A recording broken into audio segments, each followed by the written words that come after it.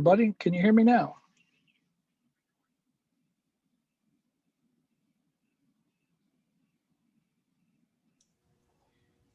Good morning, Chief Bruner. Oh. I think we've got everyone on the call. Okay. Oh, well, let's go ahead and get started. Today's going to be pretty quick. We got a couple of people already out for the day. Sorry, still trying to connect with my phone, but I think everything's good to go. We'll go ahead and get started. Today's June 1st. Happy June. This is the Makah Public EOC briefing. Dr. Coe, we'll go ahead and get started with your report.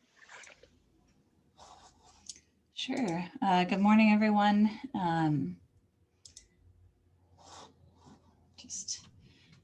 This is just the health officer update for June 1st, 2021. In Neah Bay, we have no active cases still. We've had a total of 13 cases, which are all recovered. One of those cases, I just want to be clear, they're technically not an active COVID case, but they do have lingering COVID symptoms. So I just want to be mindful of that. And right now we have 0 individuals in official quarantine. We are keeping up with our regular testing of all of our healthcare staff on a monthly basis or bi-monthly if they're not fully vaccinated. And I just say that because I do want to encourage regular screening testing just to make sure we're catching any asymptomatic cases that might be out there for those who have possibly been exposed through traveling or being around people that they know are not vaccinated. We're doing pretty well with our vaccine efforts still. So update from last week's vaccine efforts has put us over the 80% mark for Neah Bay residents with 1 dose. So we're at 82% of our Neah Bay residents 12 and older have had 1 dose of the COVID vaccine, and 71% of our residents who are 12 and older have had either 2 doses or the single dose of the Johnson & Johnson, making them fully vaccinated. Clallam County is still high risk. They currently have 29 active cases. Unfortunately, last week they had 2 new fatalities. This was anticipated with cases that had been ongoing and struggling quite a bit, unfortunately, in the hospital. So that is sad news there.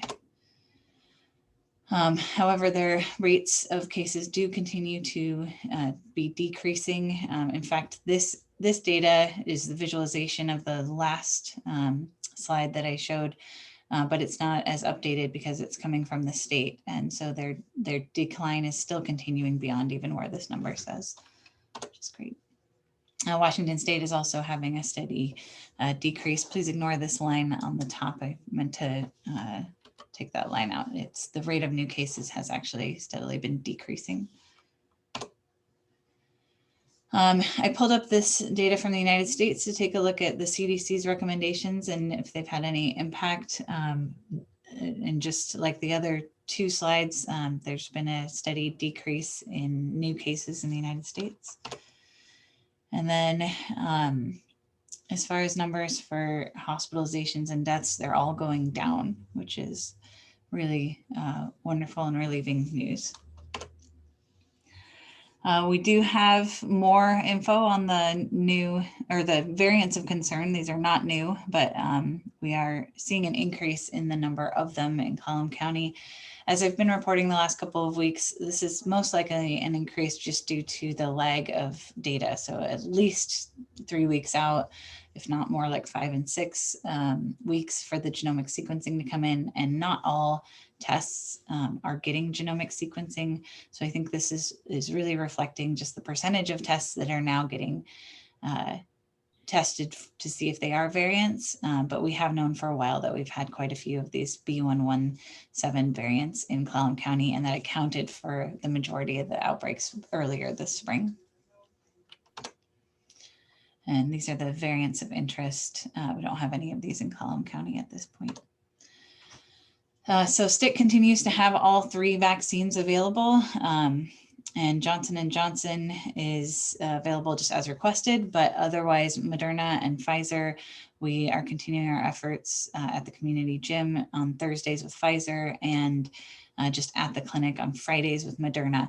But really anyone can come into the clinic and request the vaccine at any time, and we can open one or two of these vials if they prefer Moderna or Pfizer.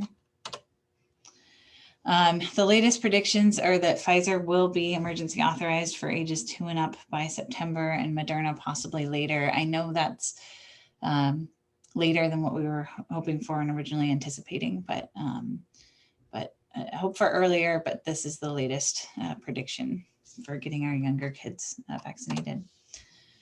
And this is just a reminder slide about the CDC recommendations, which were that on May 13th recommended that fully vaccinated people no longer need to wear masks or physical distancing in any settings, and really just deferred to federal, state, local, or other tribal territorial laws. And of course, this came out without any real guidance on how to check whether or not somebody had been vaccinated. My observation recently being off the reservation is that most people are still wearing masks in some areas. I have gotten reports from people about some people not wearing masks. But if a store, for example, says that they have require masks, then this is what that says, that you would just follow what that store is requiring. But here on the reservation, we still have Health Order 0321 is in effect and the mask mandate, and we're still in phase 3 of the Makah COVID-19 public health protocols. And that's it. So I will pause for any questions.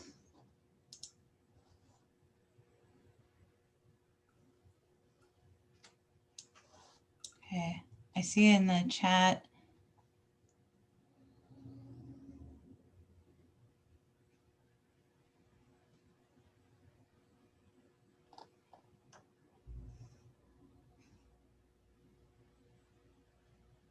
I don't know anything about the baccalaureate celebration. Chief Bruner, do you know?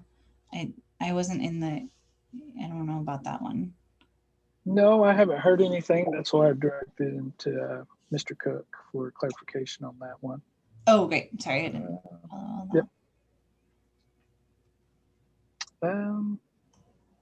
Denise wanted to comment on the tower. There is a ham radio signal here where we can reach Neah Bay by ham radio. Some of the smaller units can actually reach a greater distance. And before COVID-19, we're working with the Aries group in order to set radio communications and backup fail-safes from Port Angeles all the way up. We have been working on that. I'd love to talk to you, Mr. Eastman, offline about that tower. We do have strategic locations that we've been working on, and I'd like to get a little bit more information on that. So thank you. All right, I think we cleared up the chat for now. I would like to touch base on the EOC. We're not going to do the public distribution this month for the masks and hand sanitizers. We're going to hopefully get a larger participation with the community. It's been pretty slow for Rickson and Erica when they're out doing this. So we're gonna skip a month. Hopefully people keep continuing to use those materials and then need refills. And we're gonna try to do it before July 4th at the community village market. So other than that, I don't have any other updates for now. It's the beginning of the month, so throughout the month, we'll start developing more information and getting it out to the public. Make sure. Sorry, I'm working off my phone today, so we'll go ahead and conclude it. See if there's anything else. So there's George put in the chat. Sorry, Chief Bruner. I saw a news article that says Washington is #1 in new cases in the U.S.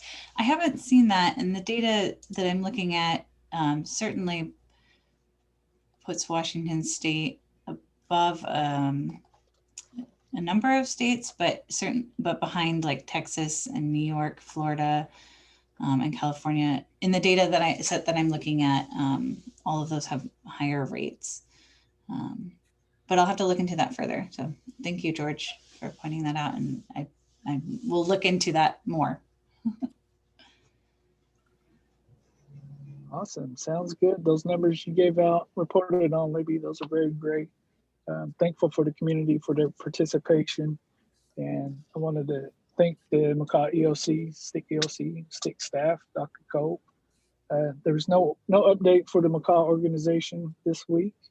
And I also want to thank Makah Travel Council for everything. So we'll go ahead and close this meeting out. You guys have a great day and a wonderful month. Enjoy the weather. And thank you very much. Keep up the hard work, everybody. Thank you.